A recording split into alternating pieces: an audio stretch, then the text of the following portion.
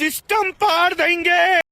Hello सबसे पहले तो good morning each and everybody. আজিৰ ব্লগটো ষ্টাৰ্ট কৰিছো মৰ্নিং 7:45 মৰ্নিংত পথাৰত গৈছিলো গৰু দিবলৈ আহিয়া চাব পাৰিছো এই দুটা মালক।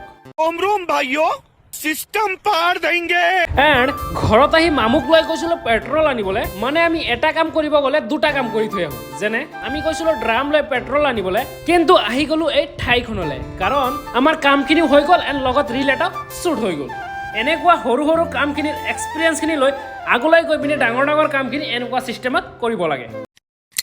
11টা বজাত গা চা ধুই মেলি পাঞ্জাবীখন লগাই গুচি গৈছো মছজিদত, কাৰণ আজি আছিলে শুক্ৰবাৰ বুলি কথা নাই। আমি যিমানে পাৰো নামাজৰ সময়খিনি ওলাই নামাজটো পঢ়িবলৈ চেষ্টা কৰিব লাগে সকলোৱে। এণ্ড ৰাতি বাসন্তীখনক লৈ গৈ আছো মাৰ্কেটটো আছে তলত, আমি ওপৰত বহি আড্ডা এণ্ড লগত আছে 7 আপৰ পাৰ্টি।